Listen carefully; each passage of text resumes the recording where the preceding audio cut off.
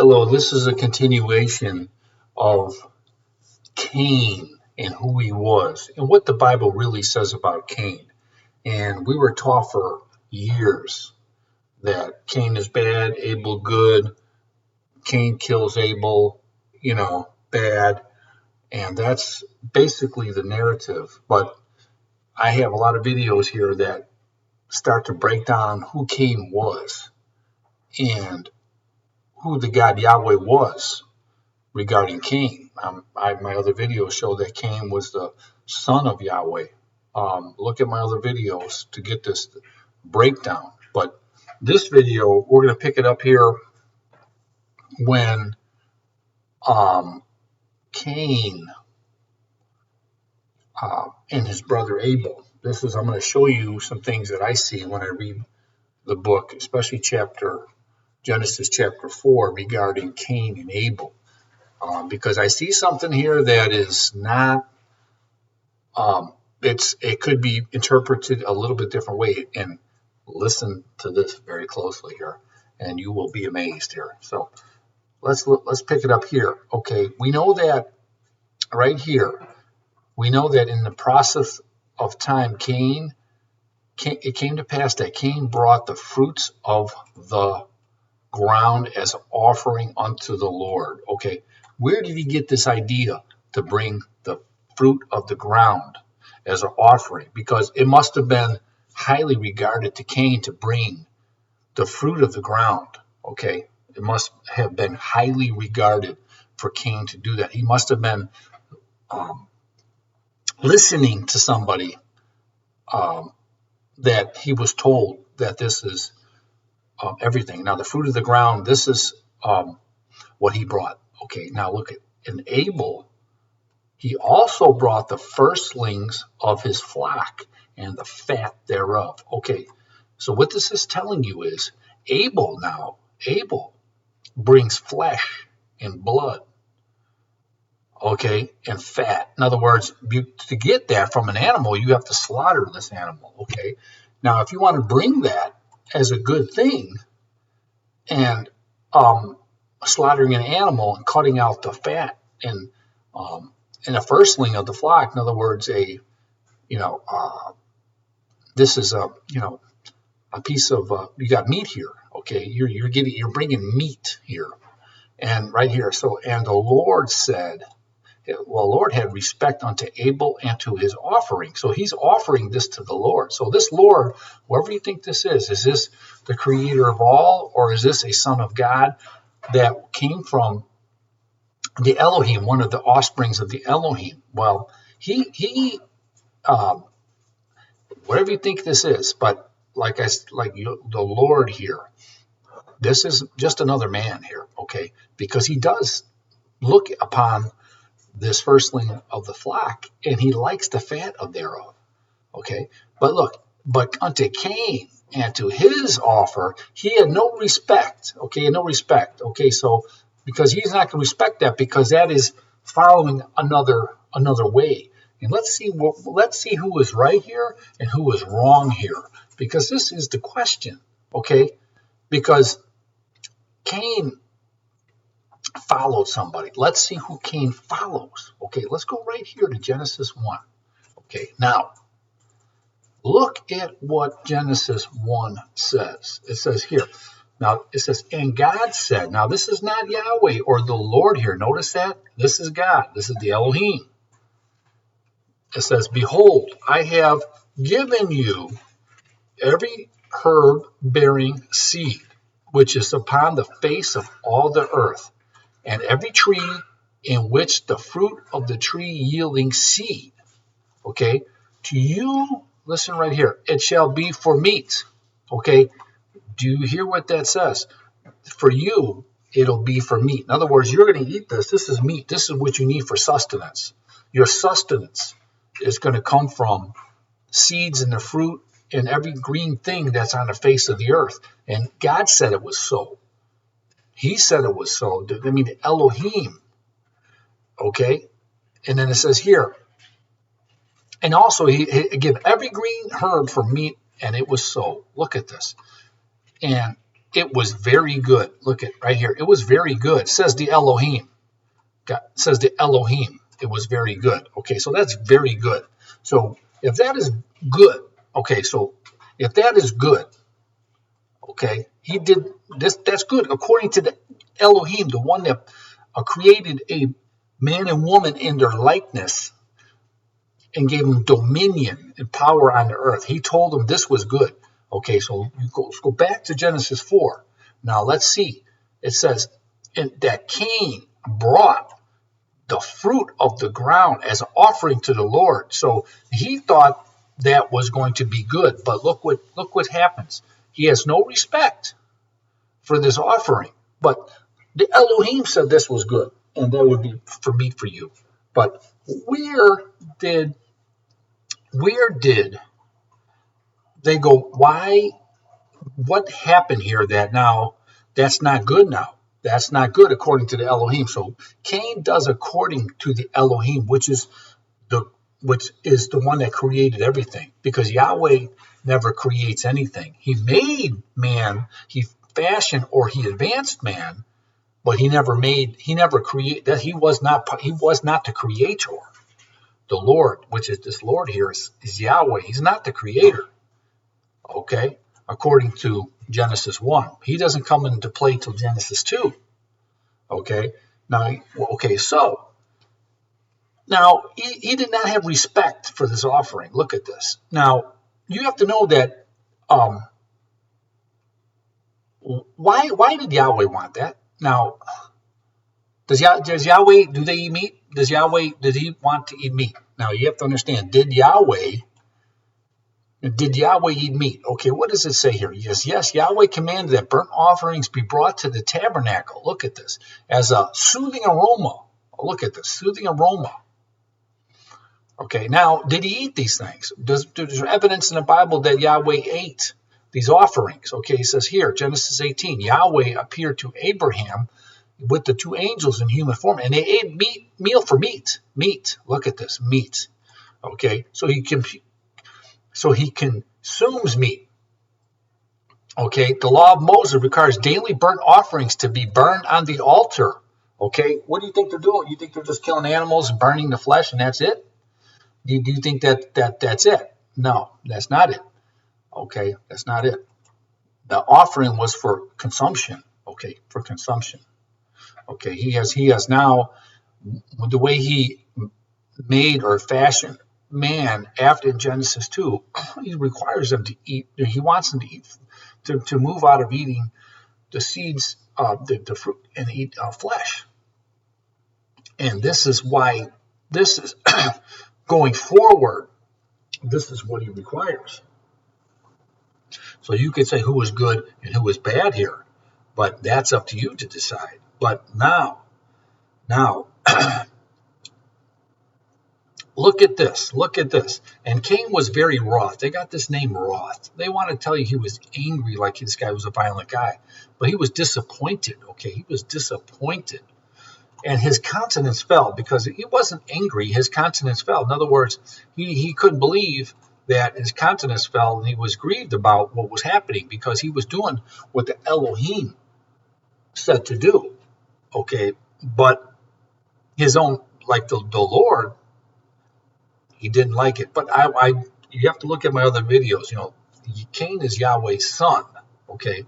Cain is Yahweh. This guy, Lord, is his son, okay? So he's teaching his sons what to do, okay? And now it says, why are you disappointed here? Not wroth, not angry. And why is your countenance fallen? Now listen, this is the most, I don't think, when you look at this chapter, look at this verse 7, you have to really break it down. You got to break this down, and you got to understand what it is saying here. Because look, I'm going to read this to you now, real slowly. Okay, this is everything. Because when you read this, you're going to see the distinction for the one that does according to the Elohim, and the one that is doing to the accordance of Yahweh. Okay, now it says here, if thou dost well in Yahweh's sight, see, if thou dost well in Yahweh's sight, shall thou not be accepted. In other words, all you have to do is do what we're telling you to do, Cain. You know, give us burnt offerings. This is what we want. We want meat. And you'll be accepted.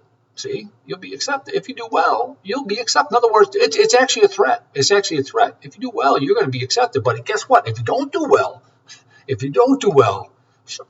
could be a problem. There could be a problem if you don't do well. Okay, there could be a problem. And you keep reading. Now it tells you right here. And if thou dost not well, okay. So this is an ultimatum he's throwing out. He's throwing an ultimatum on him. So this is not good. Now you think, you gotta know how to read this, okay? It says here, if thou does not well, sin lieth at the door. In other words, from here on out, if you don't do according to this thing that I tell you to do, sin will lie at the door. In other words, when you open the door, it's going to cause you to have to do something that you might regret. You will not be able to escape that because you will have to come through the door. So as soon as you open the door, there's going to be a problem that you're going to have to overcome, and it's going to be by design. There's no way around this problem. He's going to take it. It's either going to be one way or the other, and Yahweh's going to get his way one way or the other. Now, if you go against Yahweh, you have to do something that you'll be forced to do, and he's going to put the pressure on you to see what you will do. Okay, so sin lieth at the door. Well, guess what? Cain has no choice but to go through the door. Cain knows it, but he doesn't want to go against the Elohim. He doesn't want to slaughter animals. The poor Cain does not want to kill and eat the blood and flesh of an animal. He wants to eat what was provided for him. It's better. Okay, so but he has to open the door. So there goes Cain, okay, through the door. Now, and unto thee shall be his desire. So in other words, unto thee, meaning Abel shall be his desire. In other words, unto Abel will be his desire. In other words, this is what is going to, and it says here, and thou shalt rule over him. In other words, if you do what Abel does, which Abel is desiring you to do, or actually making sure you do, okay, that you will do, and actually he's not Abel doing it, it's Yahweh. It'll be his desire. It'll be desire. You'll do what he is saying for you to do. If not, that if you do, then you will rule over him. In other words, he's still going to give his firstborn, Cain, everything. Okay, he will give his firstborn everything. Okay, so now you got an ultimatum. Are you going to do what Abel does, or not? That's the question. Because sin will be lying at the door. In other words, sin's going to happen. Whatever your answer is here, sin is going to be there. The only way to get around the sin that's going to transpire here is to do what Abel did by killing animals and bringing his flesh to his father.